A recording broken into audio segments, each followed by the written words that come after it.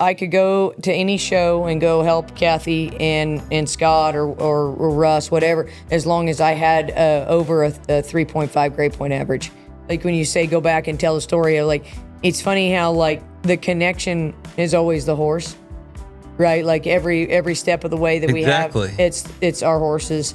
And it's the people in that circle that you meet. And like I tell all of my lopers and all of the people that work for me, all you have to do is communicate with these people. Every single one we meet.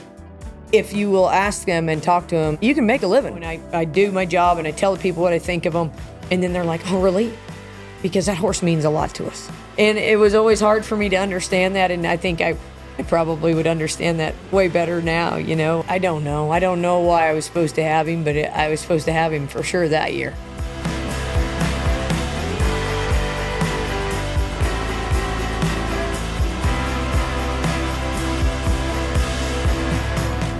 Ladies and gentlemen, this week I've got my friend Morgan Cromer.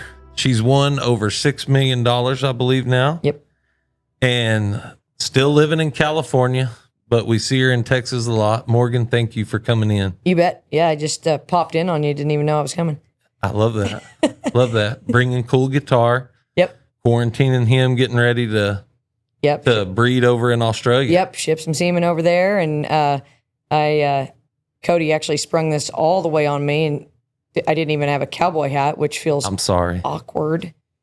Can't wait for Shannon to watch this. I know. I'm going to get that one for that. He's going to be calling as soon as it goes online. He's going to ask me, he's going to ask me, you going to a baseball game later? That's what he's going to be asking me. Oh, I love that. So what in the world's been going on? Tell us a little bit about what you got going and where you've been. Yeah, I've been in Vegas a lot. Because we did the June PCCHA Derby, and then I went back for the convention and was there for that weekend and came home, got to be home just a little bit. And then, my crew was kind of scattered out. Jake's showing in Canada right now. I'm not watching. Hope he's doing good. And I forgot that's going on right now. They got that going on right now. And then Jerry and Cater at home riding 2s and 3s. And so I thought, I'm probably the best candidate to bring cool guitar down here, and so I summoned Becca to drive with me, and here you are. Yeah, blew some tires on the way down, so that was fun. I love that. The normal horse training thing. Yeah, absolutely. Yeah. Become a mechanic too, and they're real cheap. Oh, tires. Yeah, it was very, very cheap. Yeah, especially in the middle of Gallup. Oh, bad place. In the country of the Red Rocks. Yeah, it was fun. It was fun. I bet there was a few Indians around there. A few. Mm-hmm. Yeah. Yep. Yeah, a few. Well, good. What? How was the convention? It was good. It was Lots good. of people. It was not. I wouldn't say it was well attended. The banquet was. I thought was a really nice banquet for the Hall of Fame horses and in that. But Julie went and Mia went in the non-pro Hall of Fame. Absolutely. And so y'all out there. Congratulations. We went for that mainly, but also went to kind of every committee meeting I could, get into. And, it's always just good to listen and learn. And, absolutely. And, I was on a director for the NCHA for, probably 6 years, and then got busy doing Pacific Coast stuff. And so I got off, and then I'll probably end up getting back on a couple of committees, it looks like, this year. So. It's just hard to have all of the different associations. It is. And we do need to stress that people need to get involved. Absolutely. I mean, the more people that show up and it's hard. I mean, it's hard to want to take the one weekend that's off to go. Absolutely. And same thing with the Judges Rules Committee. There was hardly anybody in there. I'm like, it's interesting to me that we have so many people complain about the judging. And nobody's in here. And nobody's at the rules committee, and so it's just, it's a board-driven, any sort of board-driven industry is tough, Absolutely. And so you always wonder, but it's always interesting. The people that show up there, really want to help it, Absolutely. So let's just take us back to the beginning. Did you grow up in California? Yes.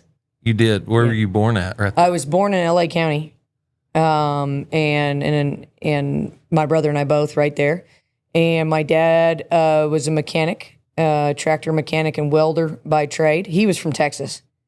He was from Crane, Texas. I don't know if you've ever been there. down there. Trotted all over Monaghan. Yeah. Odessa. Yep. Yeah. He took me Hermit. maybe drive through there one time. Yeah. I was Absolutely. like, okay, wow. But Mom was born in Minnesota, but raised in California. And my dad's probably got the best story of all the Cromers. He was in Texas and learned how to weld. Was on the pipeline. I was about to say, that's about all that's in Crane. Yeah. Was working on the pipeline, decided he didn't like that, decided that, they were going to make a big change. So he drove to California with a couple of guys that were musicians, one of them by the name of Don Henley and one Glenn Fry, both in the Eagles. And so how my dad just became a welder, and those guys are, who they are. I was like, way to go, Dad. Like, you could have at least been their manager or something. But no. Yeah, somehow been on the bus. You guys just go do that music stuff. I'll just go weld. But yeah, so. What a crazy story. Wild, right? Like, in Crane, Texas, people, 300 people, maybe. Yeah. In the middle of the biggest sand dune. I mean. Yeah, and I don't know that he ever told me, like, how he got to know those guys. Yeah. I don't know that my brother might remember that story, but I don't remember. But like, we went to Don Henley's wedding. Like, that's so awesome. Yeah, my mom still communicates with him, and he's a really nice guy. Been very kind to our family, and but he was, so then my dad kind of brought in the Texas, love and spirit. He always loved the cowboy way of life, and he took us to like some brandings when we were little, and it was like something I always looked forward to. And he built me a roping dummy so I could teach myself how to rope, which come to find out wasn't the greatest idea, because now everybody always tells me I rope weird. I'm like, well, I taught myself how to rope in the shop, and so I mean, and there wasn't YouTube then to like learn. Yeah, no joke. Yeah, so I got now you can look up anything. Yeah, so it was interesting, but that side of it, I think the love of that came definitely from my dad, and my mom trained English horses, jumpers, and so I showed pony hunters and jumpers, and so you got into horses early on. I mean, you grew up a cowgirl. At heart. At heart, yes. Yeah. We didn't grow up around cattle much at all. Didn't really know how to rope, that much until I went to work for Russ, really. They learned a little bit, but never roped. About to say, he didn't help you that much with the roping.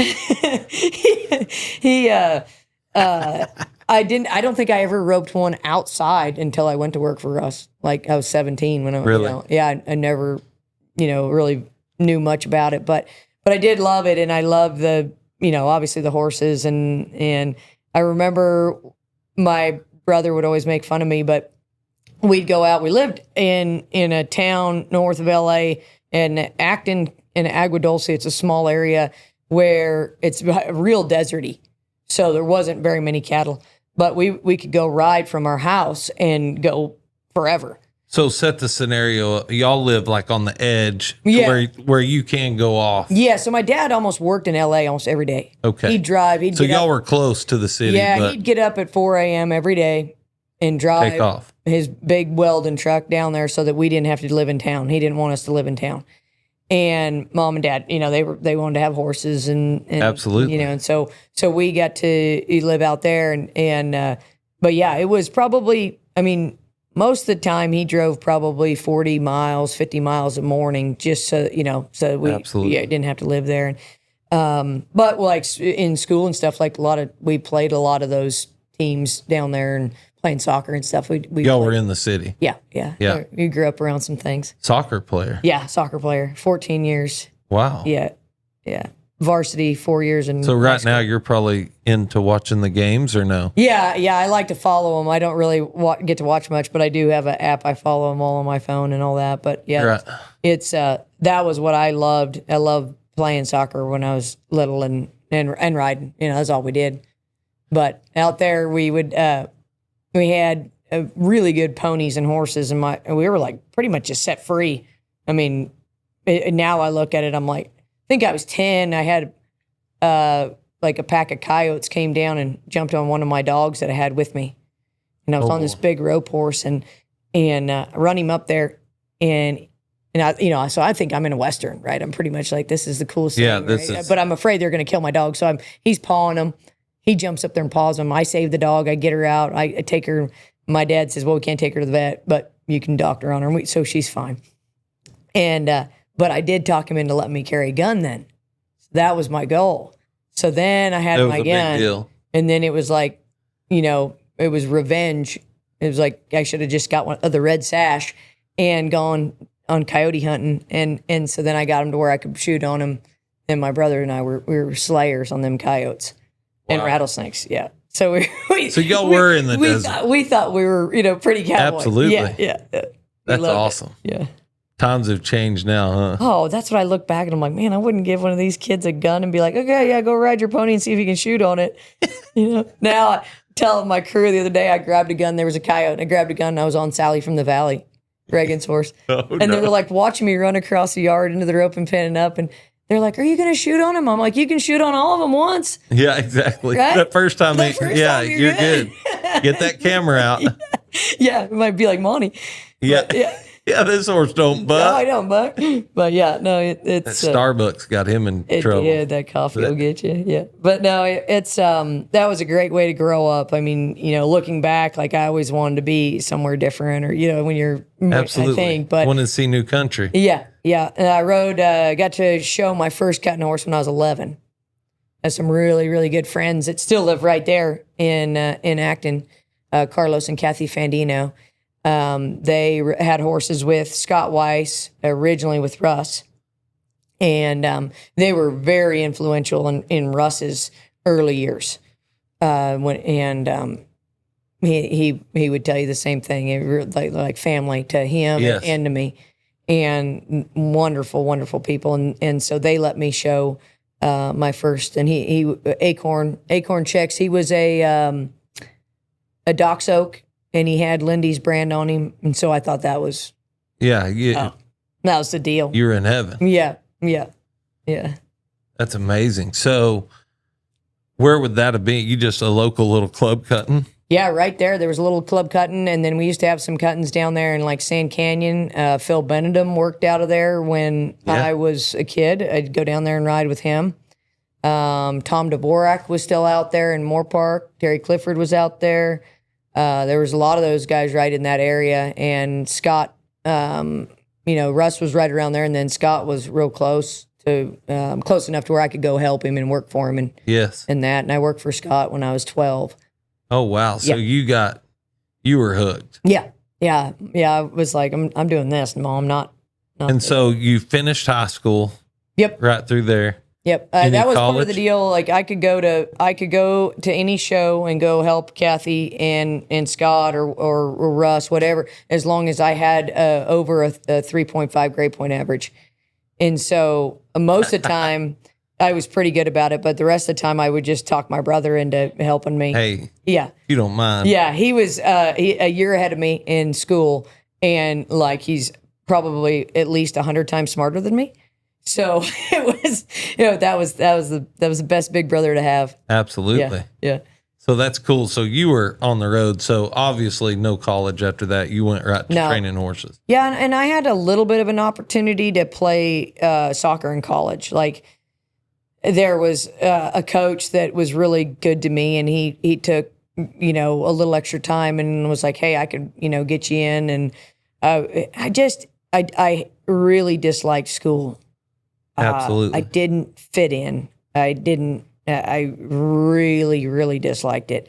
And, it just, I don't know, it just was not, I was like, I'm going to go to college and it's going to be the same way. Yeah, you're going to hate school. You're going to love the grind and the I love the game, right? Competition of the game. I love that part of it, yeah. But, and I think that's really the reason I made it through high school without getting in real trouble or anything, was I made the varsity soccer team as a freshman. And there was a bunch of the girls that were juniors and seniors that were like the cool kids. Absolutely. That were on the varsity team. And that was like my foot in. Absolutely. was like, I could be, in a spot where I was like, this is not good. And I would see and they kind of were had nice your back. to me. Yeah. Yeah, because you had their back on the soccer field. They needed you. Yeah, exactly. So that was an interesting little deal, but it was, it was a little bit, I would say it was, maybe when kids tell me they don't want to go to school, I'm like, yeah, I don't blame you. But I always tell them too, like, listen, it's only going to get harder. Like, life gets harder. I'm not a great inspirational coach when it comes to that. I'm like, go to work. You better figure out how to get along with people. Yeah, absolutely. I mean, no matter what you're in. That was the most wonderful thing I can say about it is, that's what I got out of high school. I didn't probably get very much education of how to run a business or how to understand loans or any of that, but I did learn how to get around people that I needed to get around. So, me and Shy and Taryn and Katie, we've been having this same conversation lately. Yeah. With us having kids and stuff now, and we all talk about how that helped us. Yeah. I mean, Taryn didn't. He was homeschooled, but yeah, that shows. Yeah. But anyways, so all that soccer, that's probably what's led you into being, in my opinion, one of the greatest riders to ever show a cutting horse. Yeah, competitiveness wise, I don't know if it was just from that or like the regiment of it. I put a lot of that on my mom. I mean, my mom said that like when I was 2, she remembers me wanting to go show my ponies. Like, and she said it'd be windy and cold, and she'd be like, hey, we don't, be out there washing my ponies. Like, and so she would take me, right? But like, and so I put that back on, like, that my mom always. You wanted to go, let's go. Yeah, and she never missed a soccer game. My mom never missed a soccer game, never missed a show, never missed a deal. And I don't know if my dad even ever made a soccer game, but he was making a living. And he was making it where y'all could, exactly, where you could play soccer. Yeah, exactly. Yeah, I always joked with him about it, but I'm like, that was never, I thought it was always that he was doing it to make sure we could do what we wanted to do or have a chance at doing what we wanted to do. Absolutely. Yeah. Providing for his family. Yeah. Yeah. Yeah. And so much more respect for him as I got older. I guess teenage years playing soccer, doing all that, and, I know this is the real podcast, so we'll talk about it a little bit, but most people always say, oh, you don't drink, Morgan, and I'm like, no, I don't drink, never did, and I never have drank. And, but I always say it was, and I don't know if it is or not exactly, but my dad drank and I hated it. Yep. And it made him a person I didn't like.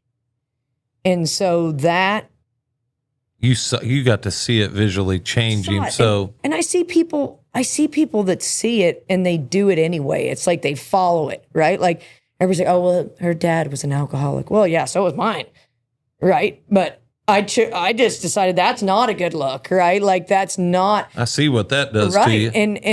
And health wise later on in my dad's life, and all of those things, and it was, I guess, a way to learn. Right? Like I look at it as that, we had our discrepancies about it. And he, when I left home, at 17, I think was like the only time I ever told him how much I hated it. Yeah. And it really a bit affected him, but I was always too afraid to like say something. Express your opinion. Yeah. Yeah, and it was well, because he was still dad. Yeah, and we were, we grew up respectful with a very absolutely, black and white, and that was, it was like I said, I wouldn't change it. I would change it on the health side because I wish my dad was still here. Yeah, absolutely. But it taught me that so much that I luckily, I don't know why. I tell people that all the time. I don't know why I went the path of not. Right? Like most people follow in that footsteps. And I was just like, no. Yeah, you do see a lot of, it's weird. Generational. Yeah. Yeah. Yeah. And so but the special ones are also the ones that break the curse. You know what I mean? Maybe. And I was going to say, I think it was a lot of other good influences too. 100%. That what I could see what a wonderful person my dad was. And he gave me so many good things. And, you know, that was the lesson out of it. that was right? the lesson. Yeah. You got to see something that he picked up and chose. Right. And so, and like I tell people, like, I don't have anything against it. Like, I think there's a lot of people that can drink. Yeah, absolutely. No problem, right? And most people are fun. I didn't even know that until I went in the real world, and I was like, oh, most people are funny when they drink, right? Yes. I was like, well, that's totally different than what I thought. Absolutely. But yeah, so my brother and I, neither one of us drink. Yeah. That's cool. Yeah. So, but that was, and then when I left and went to Russ's, you know, I mean, he drinks a little bit, and yeah, and so, and he's funny when he drinks. He says the weirdest things. Yeah. He does get funny when he drinks. I will give you that. We'll have to pick on him about that, but well, you'll know if he says something about this. At least he's listening. yeah, exactly. So we're putting you on the spot, are Russ. you listening? Hope you're tuning in. Yeah. I said he's like the second dad I didn't need.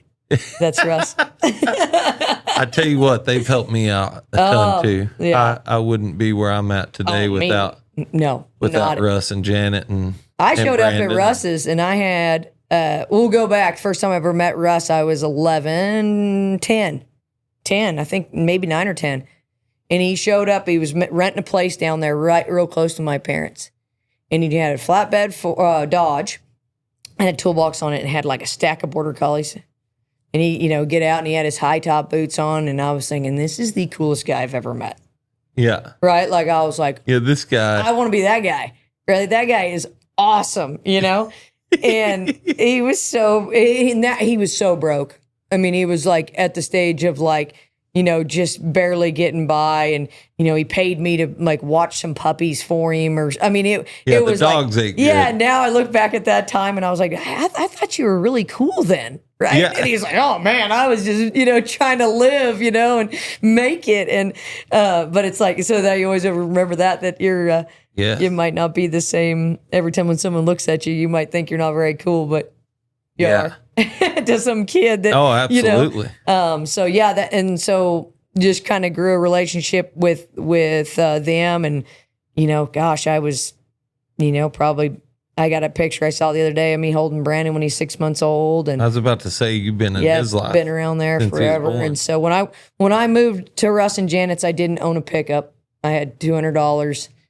And I went to work for Russ, and I think I was making $800 a month. And I was like, this is doing good. All right, yeah, Mom and this Dad. is all right, Mom and Dad, this would be an interesting, fun fact, I guess.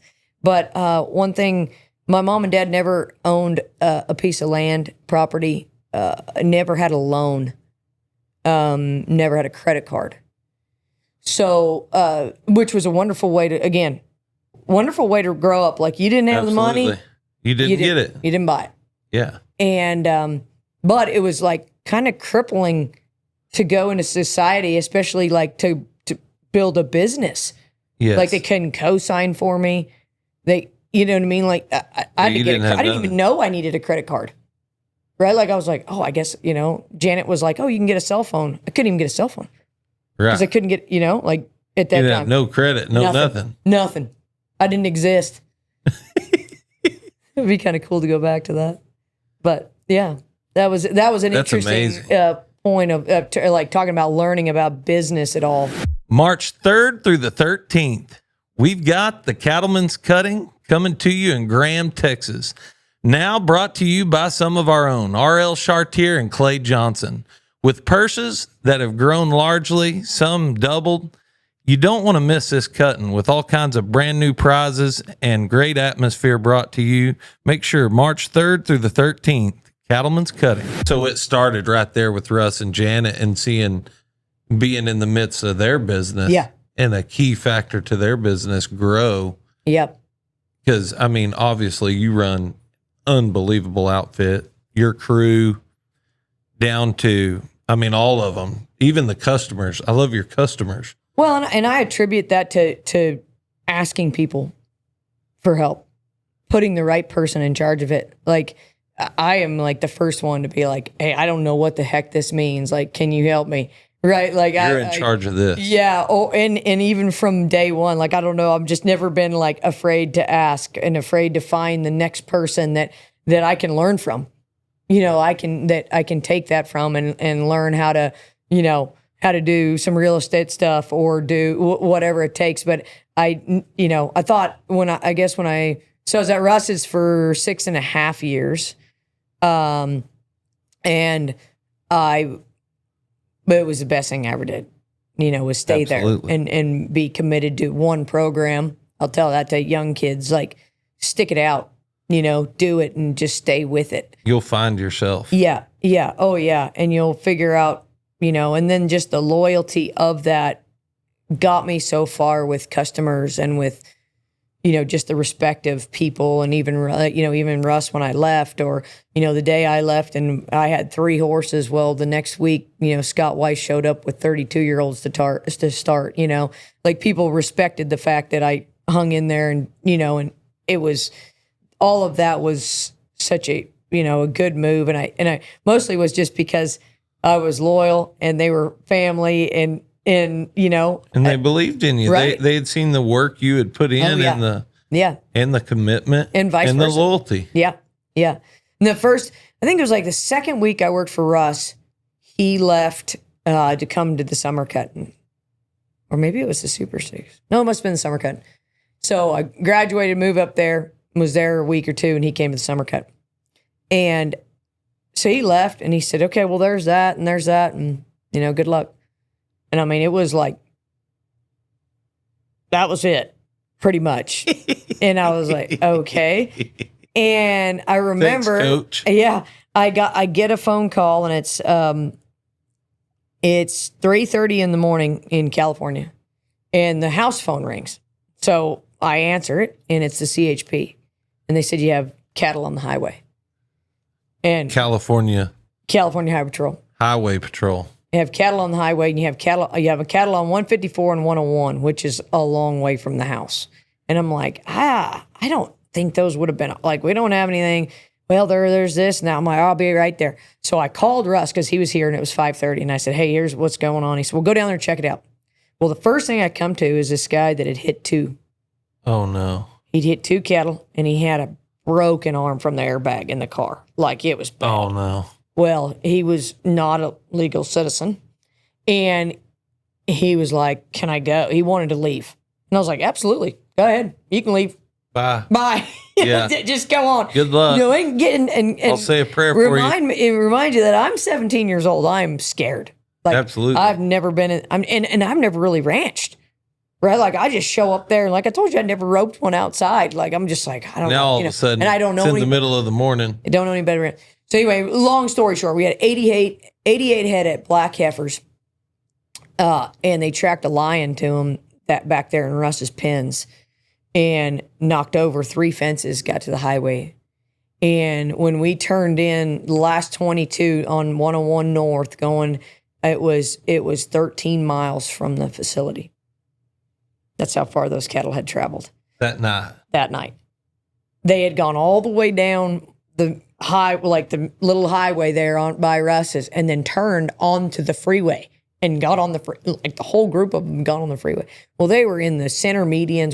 They shut the highway down. The freeway. Big deal, right? Big time ranching now. Well, I don't know anybody. Russ starts calling everybody, and the guy that owns the cattle, Rick Machado, he shows up there. This is the first time I've ever met Rick in my life, and he says, you're working for Russ? And I'm like, yep. And he says, you know how to rope? And I said, yes. And he said, all right, we better go saddle some horses. I said, okay. And I went, and I went with him, and he roped most of them. I think I roped one out of the center median all day long. I mean, it took us hours to get all these things off the road. And by the end of that day, I thought to myself, I don't know if I want to do this. I don't know if I'm, This is too much. Luckily, I've never had anything else, knock on some wood, ever happen like that again. But I was just like, this is too much. Like, this was one way to meet everybody in the county. They all showed up to help. But block the highway. Holy moly, it was a lot. Yeah, it was. So, and obviously, the illegal alien. Yeah, he never saw him again. Worked out pretty good. No lawsuit. No lawsuit. I think ended up. I think there was 7 or 8 that died, whether they got hit or just run them. I mean, they were just hot. I mean, we were just cutting fence and putting them in. We didn't even know whose it was. We just cut a fence. Yeah, here you go. Yeah, we'll just get off, tie them down, right? And they got a picture somewhere. I need to find it. Rick maybe has it, but they got a picture of a string of cars. They got to see, the highway patrol's got it all shut down, and he's leading one right off the middle of the freeway there, and. Yeah, that's rank. I would love to get that. It was wild, but Russ's was amazing. It was at that point, a lot of his breeding. We had CD Royal, and still had genuine Jeep around, so we had a lot of those, and it just was a really, really good time to be there. He had a lot of great horses. We had a lot of horses, and it was a wonderful place to learn, but it was a lot. I mean, we worked, and Russ and I were a little competitive, so we like to make sure. Yeah, just a little bit. Yeah, but it was great, and I think that time was probably I learned a lot of things. I mean, not only about training horses, but about just that way of life, and yes, and I built so many relationships and friendships in that area that. Now I live about an hour and a half north of there, but my brother still lives right there. Close. So y'all are close. Yeah. So that's awesome. Yeah. Yeah. He came to live with me. So my brother, probably one of the most amazing people that you've met him. Oh yeah, absolutely. Great guy. Great, unbelievable person. Probably, my best friend. I can call him and, I could call him today, be like, hey, you need to drive your moped down here and be here by tomorrow. He'd figure out a way to do it. But he's better get to going. Better get to going, But he stayed home. My grandfather had Alzheimer's, and my brother, we couldn't afford number one, and my brother refused to send him somewhere, and so he stayed with him until he passed away at the house with my mom and dad, and. So he didn't get to go to college. My brother really wanted to go to college. He's extremely smart. But it was to the point where my brother would sleep in his sleeping bag next to my granddad's bed so that when he got out at night, he'd step on him, wake him up. Oh, he knew. So he didn't know where he was. That's pretty special. Unbelievable. And so I think my brother was 20 or 21 when he left home. And he kind of drifted around. Well, he didn't have anywhere to go, So he came and lived with me. And so he was living with me at Russ's. And then he rented a little house from Russ up the hill and there on the place. And he was still living with me. And a friend of ours drove in the driveway and said, hey, I need somebody to work for these people up the road. And I said, oh, okay, well, what do they need to do? Well, they need to... Just a few horses, kind of like a, little ranch, but they got to be good with people. And I was like, oh, okay. Like, what does it pay? And he's like, oh, they'll pay good. Like it's, and I was like, oh, hold on. I'll be right back. And I run in there and get my brother and I'm like, hey, you got a job offer. Let's go. And so we go to talk to him so we went up there that evening and he got a job that evening. He's been there ever since. I think he's been there 20, I'd have to go back, but over 20 years. Been at that same place. Yeah, that's where he still is. Wow. Yeah. And it turned into being a ranch manager to running the whole computer program to trading stocks with his boss every morning. His boss, Tom, was partners in Cactus Feeders with Paul Angler. Oh, wow. And he is a future stockbroker. I mean, that's what he, absolutely. And he's, Tom's 82 or 83 now. And so, but he was not good with computers. Well, my brother was. So he, got my brother to Chicago and learned how to trade, and so my brother could do everything there for him. And so pretty unbelievable. Like my brother's same way, like he'll make an opportunity out of anything. That's unbelievable. Yeah. Yeah. What a cool story. Yeah. And got married there, has raised 3 kids there. Yeah. I knew he had some kids because you love spending time and when you're home. I love that. They're hilarious. They'll be at the house when I get there tomorrow. So. Oh, that's awesome. Yeah. And you fly back out in the morning? Mm-hmm. Yeah. Awesome. Yeah. But it's funny, like we start telling, like I was telling people about the story like when you say go back and tell a story of like, it's funny how like the connection is always the horse, right? Like every step of the way that we have, it's our horses, and it's the people in that circle that you meet. And like I tell all of my lopers and all of the people that work for me, I'm like, all you have to do is communicate with these people. Yeah. Like there's opportunity in every single people. It's amazing. Every single one we meet. If you will ask them and talk to them and not be on your phone or not be, and just smile, say hello. You can make a living. I got my brother's perfect proof of that. Like sure is. Neither one of us ever got to go to school. I didn't want to go to college. He did, but it was like, but he figured out a way to get somewhere and get to where you could, make a living doing it. And it's not absolutely in a living that you would want to do, not just go to a 9-to-5 job every day. Yeah. Wake up dreading to go to work. Yeah. Yeah. So which that's the greatest thing that we get as horse trainers. There's so many times, I know some days the hours get crazy but it is amazing, to get to do what we get to do. Yeah. And we just have to remind ourselves of that all the time because we want to get, everybody wants to be negative, right? It's easier to be negative than positive. And so it becomes, I did this and I did that. And I'm like, competition is tough. It is. There's so many our levels. industry. It's like, how do you even talk about all the levels of things that we go through? But what keeps it together is that all these people that we meet along the way is the opportunity. And, just like that, like, of course, Russ didn't have to say, hey, yeah, your brother can live with you for free. Yeah, exactly. Right? Like, he didn't have to give me that opportunity and he didn't have to give Wyatt that opportunity, but he had people that gave him that opportunity. And then to be able to give it back is the best. Unbelievable. He probably doesn't think about that. He doesn't think about, that kid, led into his lifelong job. Right. He wouldn't have been there. Right. Yeah. That's amazing. That's a great story. Well, and like I said, it's always when you say it, when you talk about it, it's always amazing. It's like, man, how did that work? Yeah, exactly. How did we make that work? And then it just got harder. When I left Russ's, I leased a place in Santa Maria, just north of Russ, and I still dive into this because a lot of young guys out here that are starting out and obviously it's easy to see you pull up now with 30, 40, 50 horses. Right. And be like, I wish I had what Morgan had. Well, you better put your head down and get to work. Santa Maria days that was rough. Yeah. So I left and it was I think after the small fraternities 1 year. And so it was October time right there.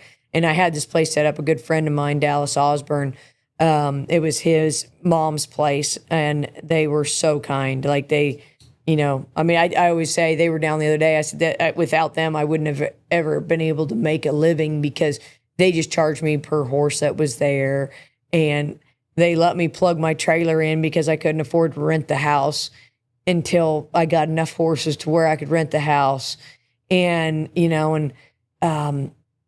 And Dallas's mom, she took me in, and Bobby Joe, she took me in to meet a banker and said, he'll help you get started.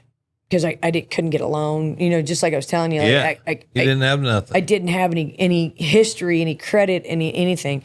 And this banker, Jim Glines, he passed away last year, was amazing.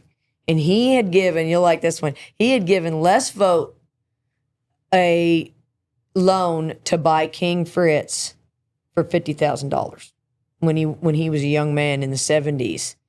And he worked for Wells Fargo, and he did that. And he said, I almost got fired that night because I gave a horse trainer a loan to buy a horse. Holy cow. Yeah. And so he said, I got a soft spot for horse trainers. Yeah. So he gave me loans when he shouldn't have. Van Snow signed on most of the loans for me. And he sold me his one rig because he knew I couldn't afford anything else. So he sold me one. And but yeah, so I moved there, and then like I don't know, maybe 3 weeks after I quit and moved there, Kate had been working for Russ too. Yep. And she called me. She says, "Hey, I'm coming with you." I'm like, "Well, we got 2 horses." And she's like, "Yeah, well, I'm coming. We'll figure it out." So I was like, all right. So we got all these colts from Scott Weiss, but I still couldn't make it. So I went to driving a tractor in the morning, and I got a job working for a guy.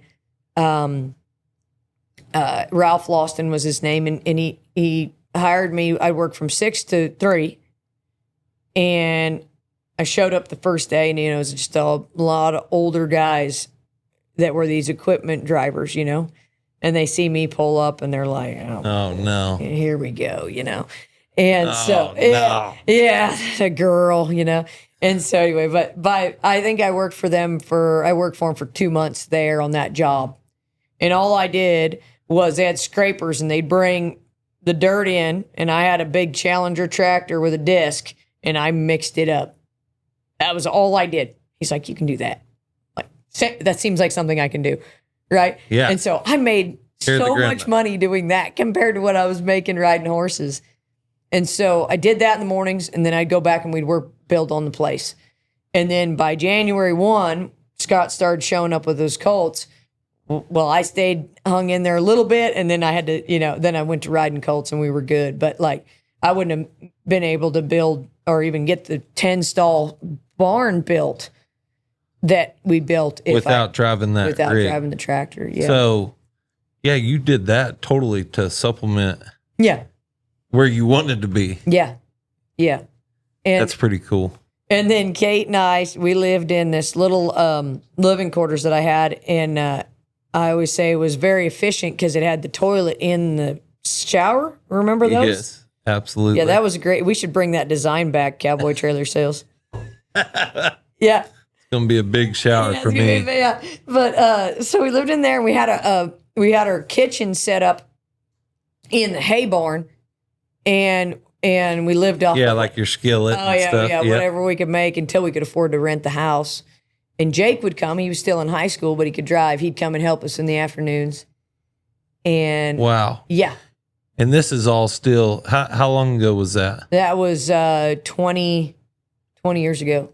20 years ago. Yeah. And that same crew's still right there. Still there. Y'all are still going strong. Yeah. Yeah. We can't get rid of Jake. We've tried. Listen, and how amazing has he done lately? Yeah. I mean, yeah, it was your whole crew. We can go through and talk about every one of them. They're all rock solid. Yeah. And it's just amazing. And now it's like, it's kind of seamless, like Jerry was gone. He's in Canada. Yeah. Jerry was gone a while last week, and Kate went, on a couple day trip. And so, and then I can come here, right? Without them, it's like, that doesn't work. And, and without Kate, like, we don't get horses started. That's for sure. Yeah. She doesn't allow me on them. So, but in Santa Maria, that's all we did for a couple of years. I think that first year, me and her figured out we started about 60 there. Really? And yeah, it was good. And we had some great people come through there and help us. And those, like I said, those people that gave me the opportunity there, to meet the banker, all those things. It just started growing. Yeah. You got to network. Right. Right. And that's that, I still get cattle from people that I got cattle from then, from Rick Machado that, when was at Russ's that day when I was 17. We've known each other a while. And so for me, everybody always talk about, you had cattle hard to get in California. I'm like, man, I got more than I know what to do with. Exactly. But people know we're going to take care of them, and it's networking, and they know you're there, and they know that, you're trying your hardest if they're sick. And, it's just like, they know, but they get it. Mm-hmm, but that I guess 3 years there in Santa Maria was looking back probably the most challenging. Did you get to show much at that time? I did. I got some horses from San Juan Ranch. They sent me some. Eric Freitas, of course, sent me some. I trained there. We trained a mare that was Hottie McHottie's mom. I trained her there. Wow. And then, that year I went out on my own. I actually won the Pacific Coast Futurity on one for San Juan Ranch. And she was a Pepto Taz mare. Yes, I do remember that. I mean, I wasn't around then, barely but enough Taz. And so I just got, and then Holy Cow sent me a bunch of them when I was there. And that was a bunch. I got a lot of, a good start from them there. That was, and you've had some great ones. Oh, yeah. They gave me more opportunity when I shouldn't even have had it. Really. Right. Like, I didn't know what I was doing.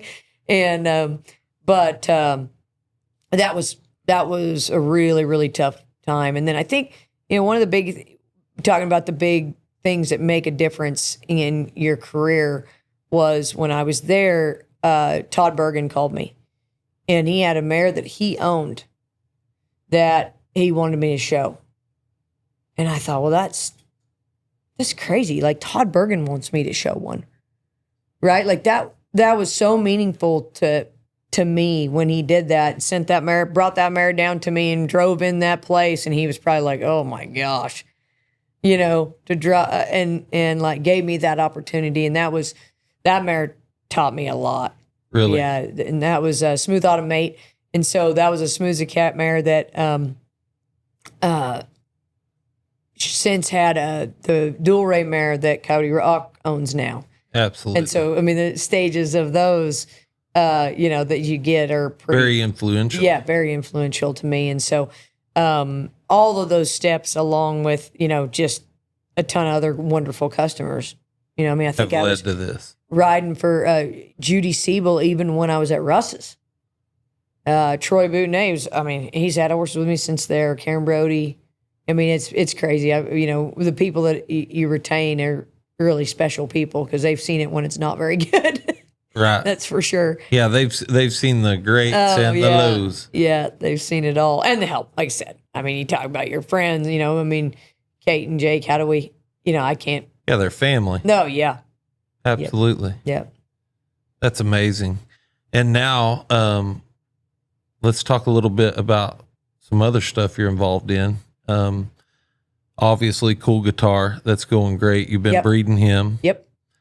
We said earlier, quarantining him right now at Valley Equine for semen to go over to Australia. Yep.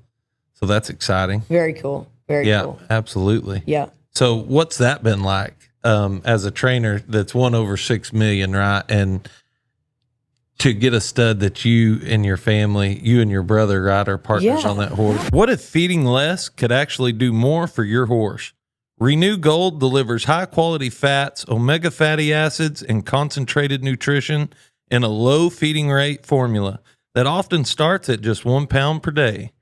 Whether you have a performance horse, breeding stock, or an old horse turned out in the pasture, Renew Gold helps support condition and performance without the large grain mills many horses receive. Most horse owners don't realize they're paying more because they're feeding more. Renew Gold was built differently. It's a concentrated formula designed to help support your horse with feeding rates as low as the 1 pound per day. Fewer bags to buy, fewer bags to haul, and less feed to store. It's a simple approach that can make a big difference in both your horse and your budget. I don't know why I got that horse. I'm a terrible yearling buyer. You can ask Jake. Like, I bought some yearlings and, it never works out. Just doesn't go good. So bad. He told me, he says, do not ever buy another yearling. Like, he'll buy one, it'll turn out like he bought Sally from the Valley. I'm like, look at that little thing. What is that? That's and then, a by the time it's 3, I'm like, I'm going to show him at the maturity. And Jake's like, see? Told you. Right? I'll take that I'll one. buy a big, beautiful one and it won't turn. Right? Like, it's just, we laugh about it. But, I think the stages were amazing. Like, being able to buy my place after being where I was a huge opportunity. And then being able to get, be there for this long and then be able to get a stud or a horse at all. Like, I never rode any of my own. I never really wanted to do that. I couldn't afford it, really. Right. And, but, one step back on the place situation, it's the same thing as the as the as before with the people giving you an opportunity. Yes. I had a friend of our family who had always told me if you wanted any help in the real estate, let him know. Well, I remembered that, so I just called him. I was like, "Hey, I got to get out of Santa Maria. I don't like it here. I want to buy a place." And I think I was 24. And how many years later was that after that conversation? Oh, years. Yeah. Yeah, and maybe even my mom said, "Hey, don't forget Corky said he'd, if you ever want to, hit him up." Yeah, I don't know what I'm doing, so I just call him, and anyway, we go all around and all around. Well, he ends up just buying this place and giving me a personal loan because I can't get a loan, and he's amazing. To this day, I couldn't. Again, it's just, but you got to ask the right people. Yeah, don't be scared to ask. Don't be afraid to ask. And Corky, he's he owns the BFI, and he's just he's got his hand in everything, and he owns a bunch of cattle, and he's just a wonderful man. But like I thought forever, I was like, why would this guy even help me? Like, right. He doesn't really know me. I don't ride horses for him. Like he knows my mom, but that's him and his wife, or his wife and my mom are really good friends. But I'm like, I still don't. And then I look back at it and I'm like, well, I guess now if I had that amount of money and I could make interest and I could help somebody, I would dang sure do it. Yes. Right? And I look at it, I'm like, man, it's such an interesting place to be in the spot where you can look back and see that and go, those are Thanks. the people. Oh. Yeah. Like where would I be without him? Absolutely. So we got to move there.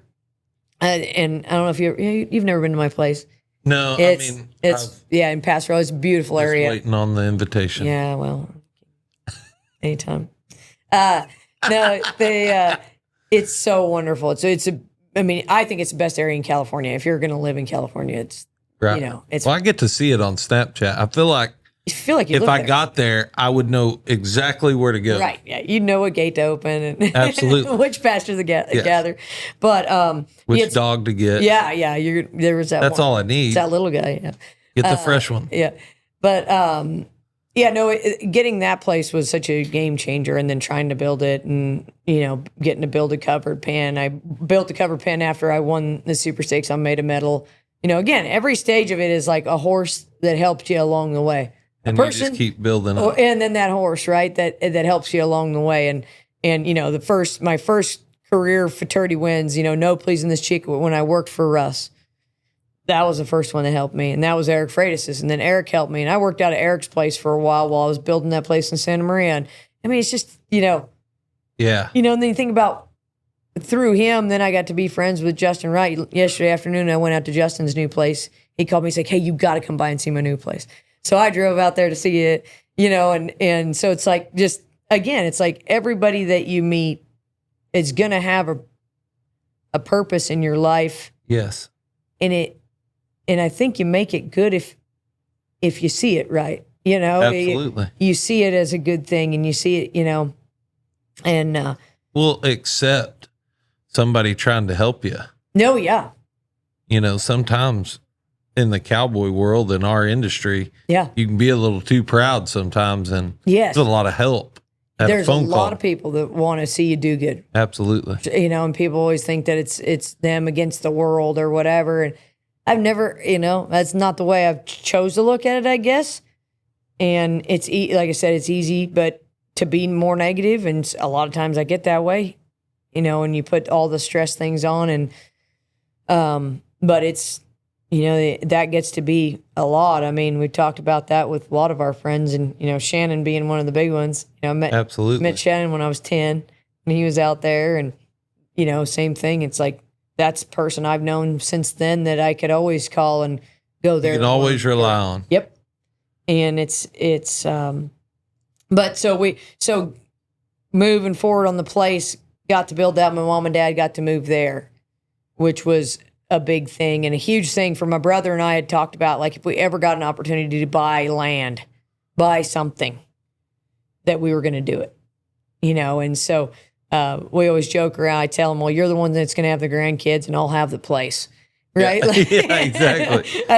And so he, Mom and Dad got to move up there and help me build that and work on that. And it had good bare bones, but there was a lot of fixing to do. And my dad did a lot of the fixing.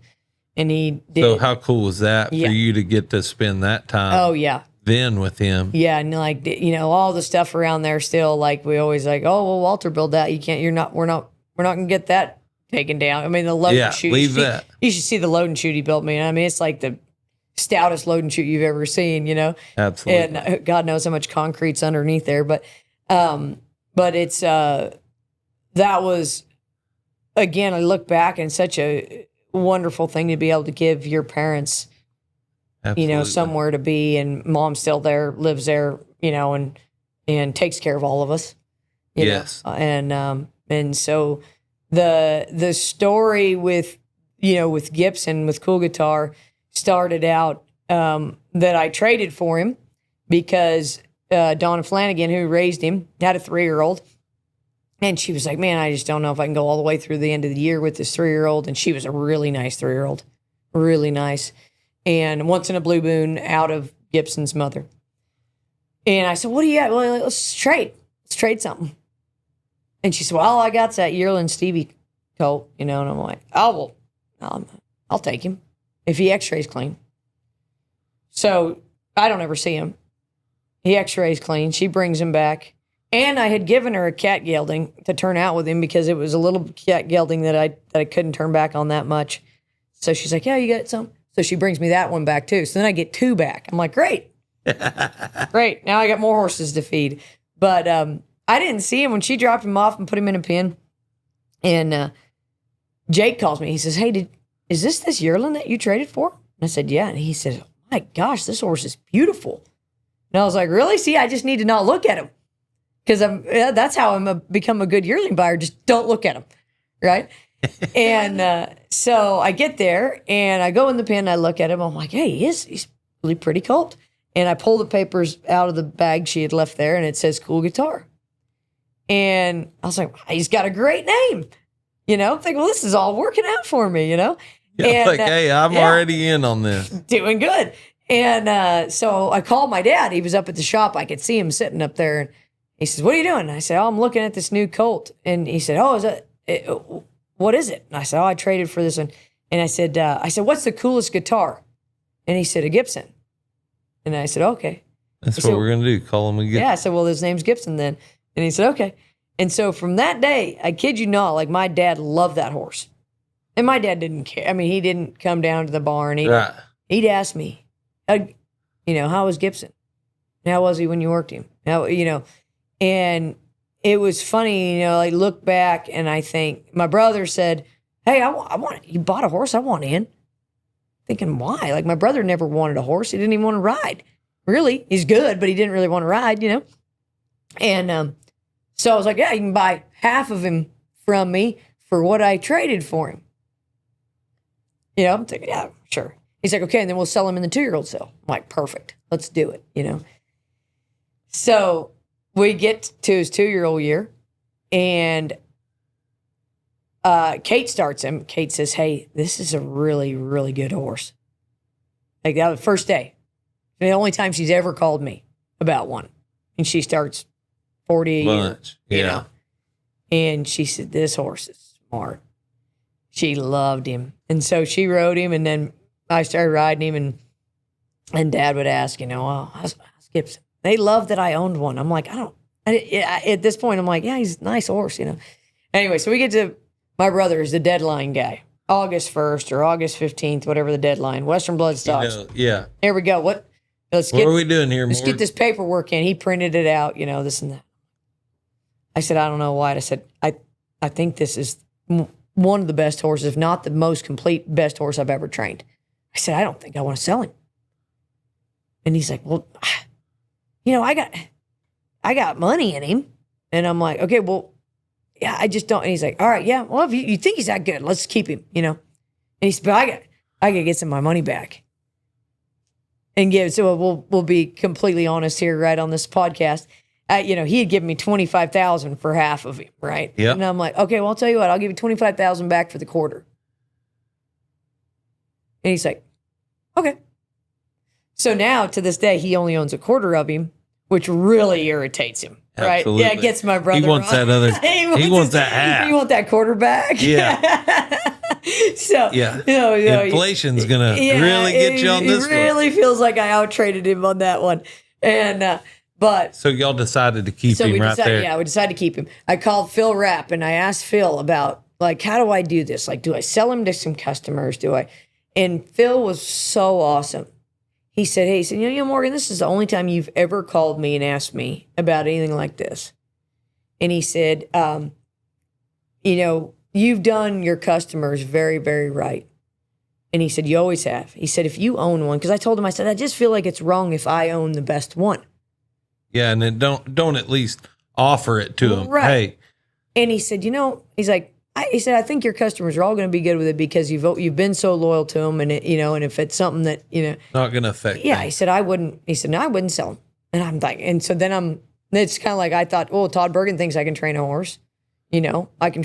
I need to maybe I down can and train this sucker. Right. And same thing with Phil. It's like, well, Phil doesn't think I should sell him. Maybe I shouldn't sell him. So my brother's really mad then, and so we kept him, and then that horse's two biggest fans, I say, were my dad and Bobby Kay. And that's cool. Yeah, she'd come be there every morning, turn back. And, and she was so positive and such a wonderful influence on us. Definitely a bright light to the world. And so we lose Bobby Kay in February of his 3-year-old year. And I lose my dad in April. And I'll try to get through all that. I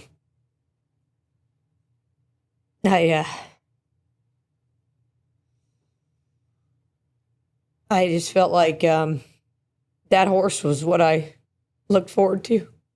Yeah, he was meant to be at that time. Yeah, that was a rough year. But boy, what has that horse done since? Oh. Yeah, he was. I just didn't really feel like working horses, or you just were consumed by doing all the stuff that you do when you deal with that, and in your own side too, in your own, but it was like he was always. Hardly ever did you have a bad day on him, right? And you wanted. Jerry, he kept you coming to the barn. Yeah. And Jerry, he'd be so positive. That was the first year that Jerry worked for me too. And his son had testicular cancer, and I lost my dad. We said we learned way more about each other in that 1 year than we ever wanted to know. But that's right. It was quite a year. Y'all had to lean on each other to get through the days. It was quite a year.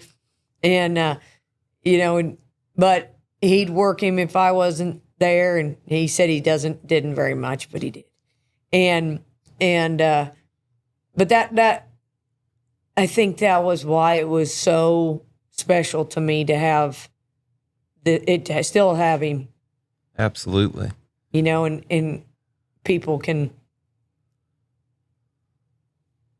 think that they have the best one that they ever trained, but maybe that's why he's the best one. Absolutely. Because he was there for us, Absolutely. And still a huge part of the family, it's like Mom and Wyatt both called to check on him. On the way down. Yeah. And how'd he do when he got to Valley? Did he act good? And so, who knew that you were, supposed to have a horse right there. And that was never the intentions. No. And I don't know, maybe that taught me so much more about how people feel about their horses, and respect them more, because like to me, it's a job, right? And I love them, but it's always been a job, and I do my job and I tell the people what I think of them. And then they're like, oh, really? Because that horse means a lot to us, and I was like, well, yeah, it just isn't very good, or whatever. Exactly. You tell them, and it was always hard for me to understand that. And I think I probably would understand that way better now, you know. After being an owner. Yeah, after being an owner and getting one like him to be the owner of was, like I said, I don't know. I don't know why I was supposed to have him, but I was supposed to have him for sure that year. And then, so, I mean, obviously, you started off with a bang. I mean, really, never have had a lull. I mean, you even showed him at I think the biggest stages that we can show one at as a 4-year-old. Well, and that's why that's why everybody's like, what are you going to show? Are you going to go, are you going to use an older weekend horse? Or are you going to, it ain't that I got horses, but this sucker got me here. Yeah, he got me here, and he's part of the family, and he got me through all this. What's amazing? Yeah, exactly.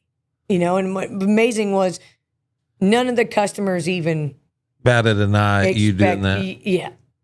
Yeah. And but I believe that because to me, I've always said this, when you go out west, your customers and y'all's base out there, they're so inviting and just down to earth. I would say black and white people. And to me, where I grew up, I appreciate that. Yeah.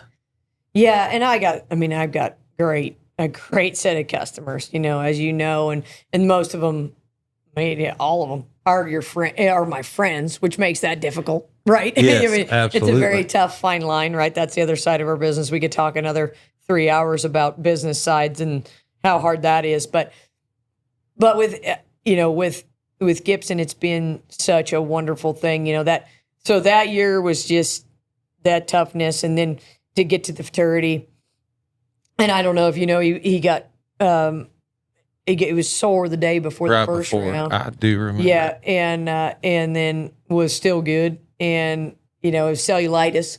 Turned out to be cellulitis in his leg, and nothing crucial. His leg was that big. But I got to work one cow before the first round of the futurity on him that morning at a walk. Yeah, I was nervous. And then that was good. So make the semis on him, and then the morning of the semis. I'm first in the semis. I draw first in the semis. That was fun. Remember that? I have to put down my little dog that morning. I do remember that show. Yeah. I didn't realize it was that. It was an up and down show. It was very up and down. And that hombre, he's 19 years old, Chihuahua. He went everywhere with us, And but anyway, I'd put him down that morning. He got real sick, and so I'm at the vet. And they're like, hey, you don't have time to go back to Beth's and get your stuff and get to town. Like, you got to go. You got to go to town. So I'm like almost to town, and I forget that, or I remember that I've forgotten my belt and my knife at Beth's, right? So I have to call Beth. She has to bring it to me. I'm like, it could go in my trailer. Yeah, you talk about another friend that's been there for you, right? Yes. Worked for Russ, worked for me for a while, and then just like, family.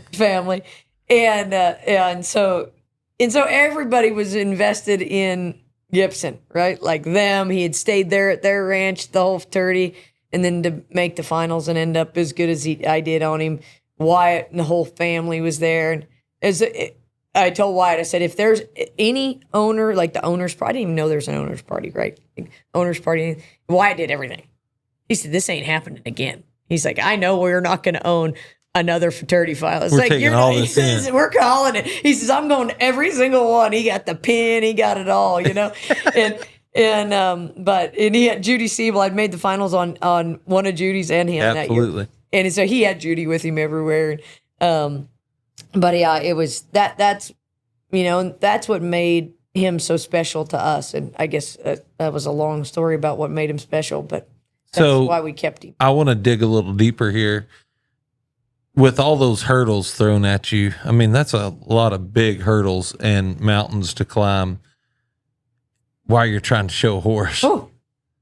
So let's talk a little bit of the trainer side of Morgan Cromer and how you're that elite. How do you handle what's going on over here, but then able to get on your horse and still do the things you do with all this going on in the back of your mind? Yeah, I don't, I guess. I don't feel like I do. But I would say that I'm lucky to have that focus. You know, we talked about the soccer deal. Yeah. And so like you're being able to like in showing ponies even from a kid, like Lock in. You lock in, right? You gotta just do your job at that point and know that you're gonna deal with all of that later. And It'll be there when I get out of the pen. Dang sure will. But you know, at the end of the day, like that's the interesting thing. Like Brent Erickson told me, he said he told a customer one time, he said, I took him into my office and I said, hey, here's my bill. What does it say on the top of the bill? And they said, Brandon Erickson cutting horses. And he said, yep, I'm a horse trainer. I'm not a psychiatrist. I'm not your friend. I'm not, you know, like he broke it down and it was pretty good. I thought, that was pretty smart for Brent, right? But that stuck with me that like we have this is what we get paid for, right? And we better dang sure do that job. But we have all these other jobs that come with what we do. And I always try to remember that that's how we get all this other stuff is by doing that job. And so you better learn how to make it all work. Better learn how to focus. Better learn how to make the average ones good. Yeah. That's what I learned probably the most at Russ's and struggling along there was your showmanship. Better make the average one good. Well, it's amazing to me how you're one of the greatest showmen to me that walks to the herd of cattle today. I mean, is that just from showing a lot of different horses? I think so. As a youth, I think showing as a youth, just jumping on something you never been on before, that helped so much. I knew I had the basis of showing horses before I could train one. Right. So I can let that go. You knew what it was supposed to. Right. Yeah. Like I got to ride some that, you know, really nice ones too. When I worked for Scott, you know, like I got to show Smart Like Dusty and some of those, and not very often. I think I showed her once, but you know, like still that one time can stick with you a lifetime. To be able to know that you just got to let all that other stuff, and you got to quit training them in your mind. You got to show them at that point, right? Yeah. And that's where a lot of people can't. Like Todd Bergen and I have had this conversation. It's hard for him to show cutters because he wants to control it. You know, he's like, it's always been hard for me to just like let the control go, right? Of what because he's so good at all. I mean, it's amazing. Talk about methodical and, you know, it's amazing. Best, right? And he can, and where I'm like, I get bored, right? I couldn't lope that many circles and stay that focused. I'd be like, you know, but you put a cow in front of me, I'm good. Lock right? in. I'm cowy. Yeah. But yeah, so I think that's probably more than anything. I've adapted to being able to focus. But then I'm a really good multitasker too when it comes to like. I was about to say, you do handle, I mean, you have to be. Yeah. I mean, there's too much stuff getting thrown at you just in that equation, not to mention the other 35 head that you've got here and the 7 crew members. Yep. Making sure they're fed. Right.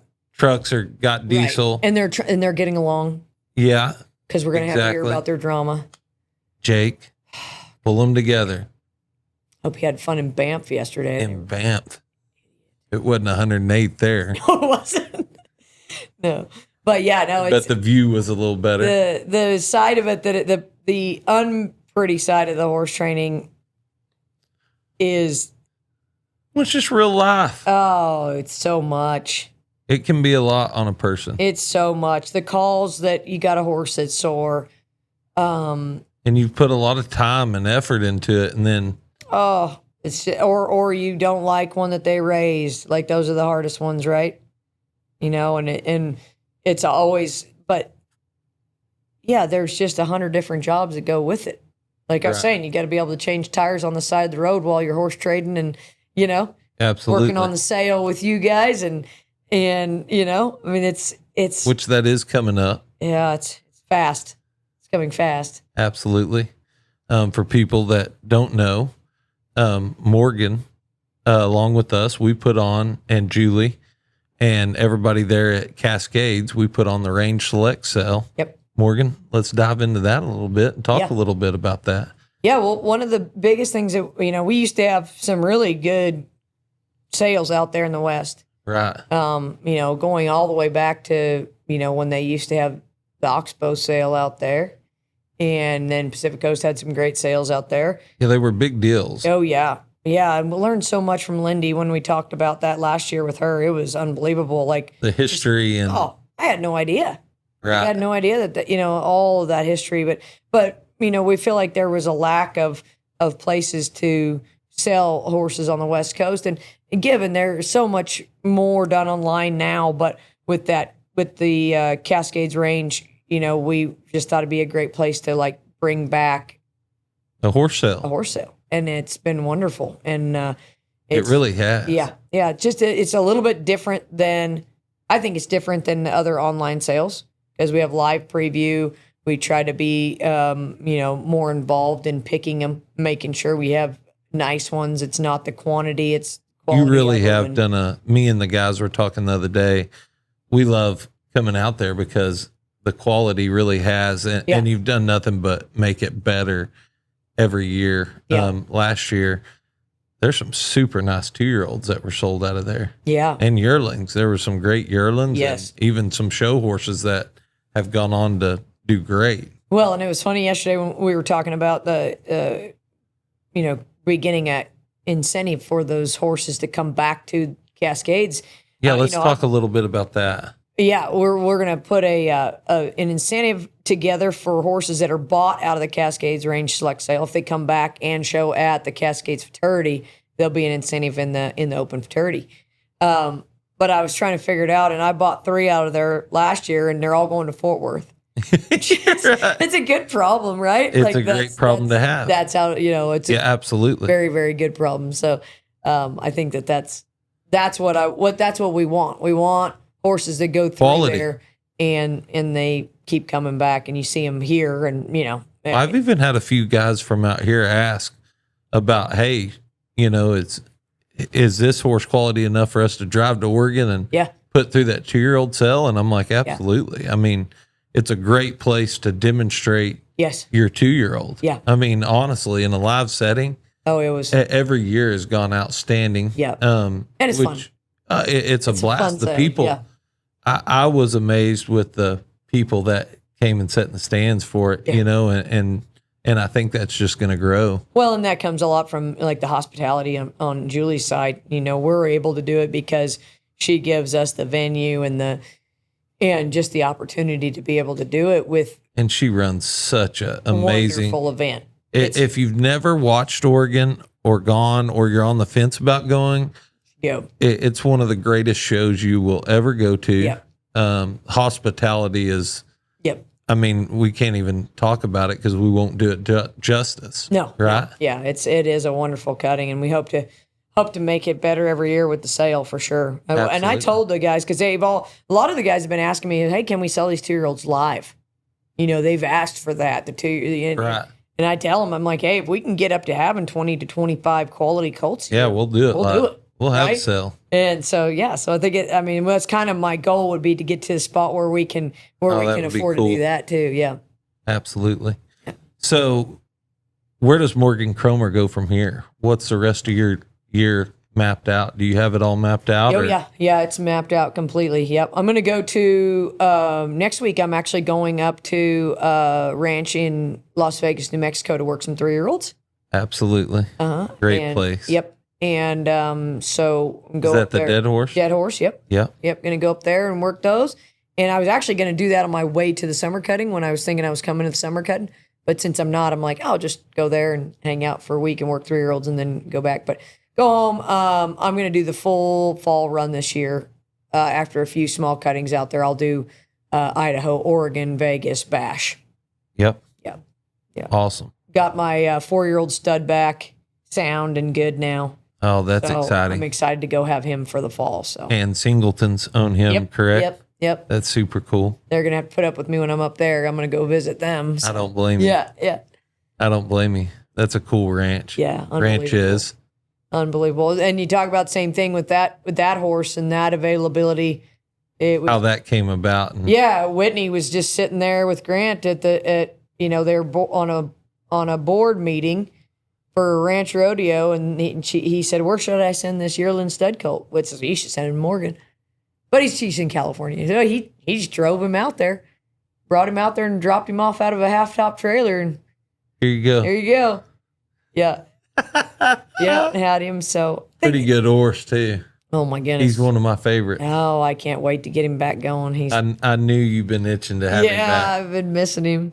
So, but yeah, he's doing really good. So he's ready to rock and roll. And one of the things that we talked about people being great, I don't necessarily see myself as a great. You always want to see yourself at the next level, right? And people are like, "Oh, you should be happy with what," but I think that's what makes you great, right? Is that you strive to be better. And one thing the other day, Roper Curtis pulled a Equistat report. I don't know if you've ever done that on yourself. I have not. So you got to pull it.